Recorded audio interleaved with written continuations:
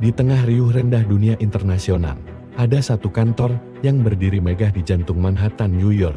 Gedung itu bernama Perutusan Tetap Republik Indonesia untuk Perserikatan Bangsa-Bangsa, atau lebih singkatnya PT.RI New York. Banyak orang mungkin bertanya, apa sih PT.RI itu? Kalau KBRI kita ibarat kedutaan besar di satu negara tertentu, maka PT.RI berbeda. PT.RI adalah kedutaan besar Indonesia khusus untuk PBB. Dari sinilah semua strategi diplomasi kita di forum dunia dijalankan. Sidang umum PBB, Dewan Keamanan, rapat-rapat internasional, sampai lobi-lobi bilateral yang sering tak terlihat kamera semua dikawal oleh PT.RI. Bisa dibilang, PT.RI adalah markas besar Indonesia di panggung dunia. Tempat di mana diplomat-diplomat kita berjaga 24 jam, memastikan kepentingan bangsa ini tidak pernah tertinggal. Kenapa ini penting? Karena PBB adalah forum paling besar di dunia. Disinilah lebih dari 190 negara berkumpul, bersuara, dan menentukan arah kebijakan global. Kalau kita tidak punya PT.RI yang kuat, suara Indonesia bisa tenggelam, bahkan hilang sama sekali. Nah, PT.RI New York hadir sebagai ujung tombak. Ada 3 peran besar yang dijalankan. Pertama, menjaga kepentingan nasional Indonesia. Contoh paling jelas adalah isu Palestina. Indonesia, lewat PT.RI, konsisten mendesak agar isu ini tidak dihapus dari agenda sidang umum. Saat beberapa negara besar berusaha menggeser isu Palestina, diplomasi Indonesia lah yang memastikan suara rakyat Palestina tetap bergema di forum dunia.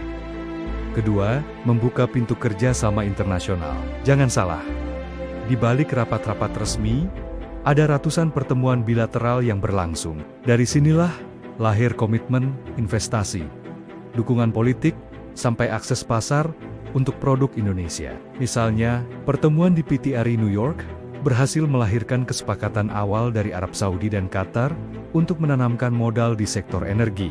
Dari Afrika, Indonesia mendapat dukungan agar produk sawit kita bisa masuk tanpa diskriminasi. Ketiga, memperkuat citra bangsa.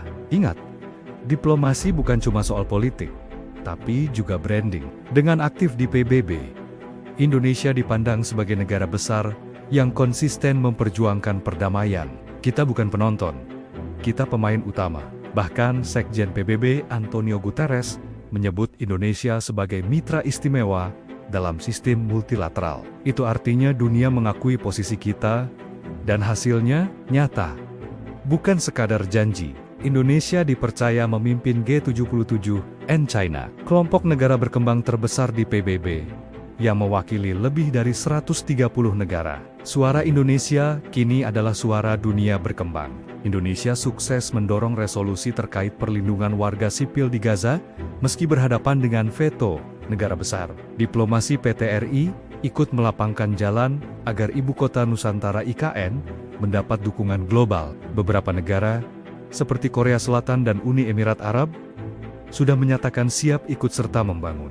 Dan jangan lupa, lewat PT.RI, Indonesia mampu menjadi tuan rumah pertemuan internasional penting yang akhirnya membawa investasi masuk ke tanah air. Bandingkan dengan Malaysia. Malaysia seringkali lantang di media domestik soal Palestina atau isu global lain. Tapi, apa hasilnya?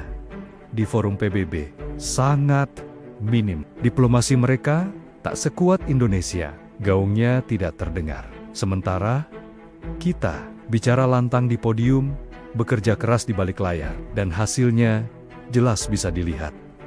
PT.RI bukan sekadar kantor diplomatik. Ia adalah benteng.